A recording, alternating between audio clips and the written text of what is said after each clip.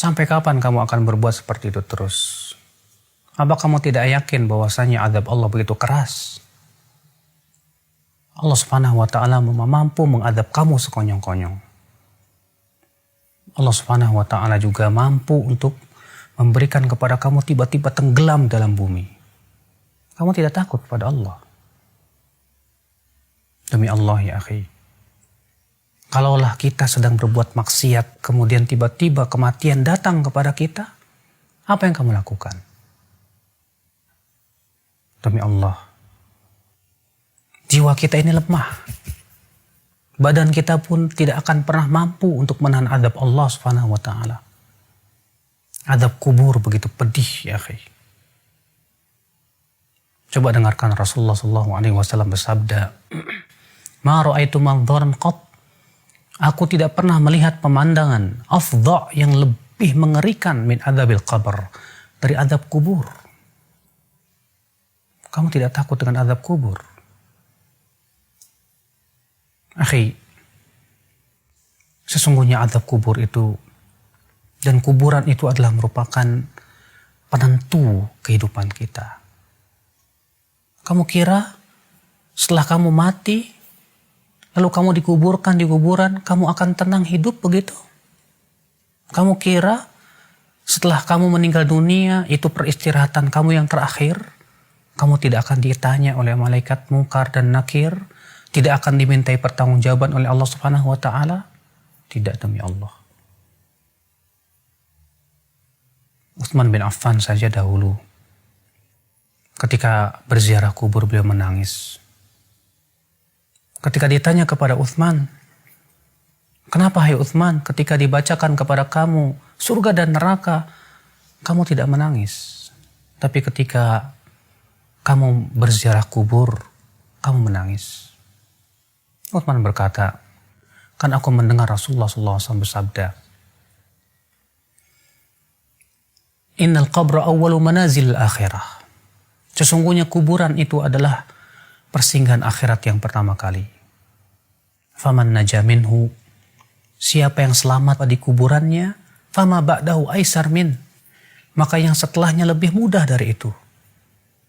Faman lam yanju minhu, tapi siapa yang tidak selamat di kuburnya, maka yang setelahnya lebih sulit dari itu.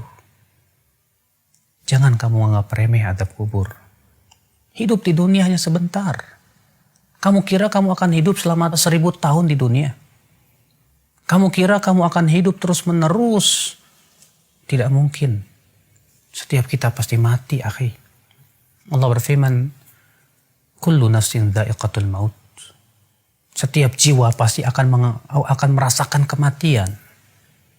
Allah berfirman juga, "Innaka mayyitun wa innahum mayyitun." Sesungguhnya kamu itu akan mati dan mereka juga akan mati. Kamu dan saya sama saja.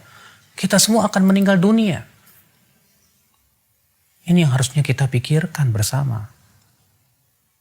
Kalau kita terus-menerus berbuat maksiat dan maksiat dan maksiat, bagaimana kalau ternyata malaikat maut datang menjemput kita di saat kita sedang berbuat maksiat kepada Allah? Apakah kamu kira malaikat maut akan tersenyum kepada kamu? Tidak. Dalam hadis Al-Bara' bin Malik, bahwasanya Rasulullah SAW menggambarkan bagaimana kematian orang yang fasik. Kata Rasulullah SAW, apabila orang kafir atau orang fasik itu hendak meninggal dunia, kata Rasulullah, "Atahu malaikatun sudul wujuh." Didatangi malaikat-malaikat yang wajahnya hitam legam. Mereka membawa kain kapan dari api neraka yang baunya sangat tidak enak sekali. Kemudian datang malaikat maut dengan bentuk yang sangat mengerikan, kata Rasulullah. Lalu ia pun duduk di sisi kepalanya si orang fasik ini dan berkata, "Ayyatuhan nafsul khabithah, hai jiwa yang buruk, keluar kamu." Lalu ia pun dikeluarkan nyawanya, seperti mengeluarkan besi yang berduri dalam kailwon yang basah.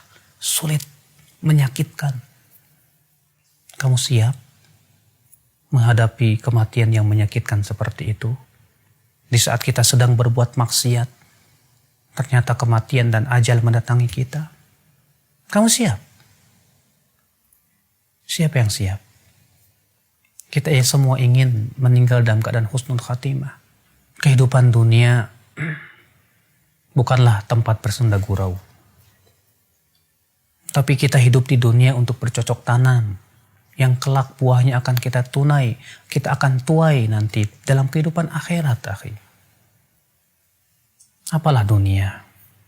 Allah subhanahu wa ta'ala menyebutkan dalam Al-Quran, وَمَا الْحَيَاةُ الدُّنْيَا إِلَّا مَتَاعُ الْغُرُورِ. Tidaklah kehidupan dunia itu kecuali kesenangan yang menipu, kata Allah. Rasulullah SAW pun mengatakan dunia itu sangat hina. Ketika Rasulullah sedang berjalan dengan para sahabatnya, kamu tahu hadis ini? Ketika itu Rasulullah SAW menemukan bangkai seekor kambing yang telinganya putus. Kemudian Rasulullah SAW mengangkatnya dan berkata, siapa yang mau membeli bangkai ini dengan harga 1 dirham? Kata para sahabat, wahai Rasulullah, kalaupun ia hidup, kami tidak mau membelinya. Kenapa? Karena ia cacat, hai Rasulullah. Bagaimana ini sudah menjadi bangkai? Kata Rasulullah, la dunya ahwan indallah min hadha. Dunia itu lebih hina di mata Allah daripada bangkai ini. Kita hidup di dunia sebentar, akhi. Apakah hanya karena kita ingin mendapatkan dunia dan dunia, memuaskan syahwat kita dan hawa nafsu kita, kita gadaikan kehidupan yang sepanjang begitu? Kalau misalnya kamu hidup di dunia 60 tahun, tahukah kamu satu harinya di sisi Allah 1000 tahun? Kalau satu hari 24 jam di sisi Allah 1000 tahun, berarti kita hidup di dunia hanya 1,5 jam. Apa kamu tidak sadar? Apakah hanya untuk 1,5 jam kamu gadaikan kehidupan yang tiada tara? Tidakkah kamu berpikir, akhi, saudaraku, kita ini manusia yang kelak akan dimintai pertanggungjawaban oleh Allah Subhanahu wa taala. Segera kita sadar, segera kita taubat kepada Allah Subhanahu wa taala. Semoga Allah memberikan kepada kamu hidayah, akhi, dan juga kepada saya, untuk sama-sama kita bergandeng tangan menuju surga Allah yang luas, yang luasnya seluas langit dan bumi. Tidakkah kamu ingin mendapatkan surga tersebut? Atau kamu lebih senang untuk mendapatkan api neraka? Wallahi, kesabaran di neraka tidak ada gunanya lagi. Semoga ana dan antum diberikan oleh Allah Subhanahu wa taala hidayah dan istiqamah. Wabillahi taufiq.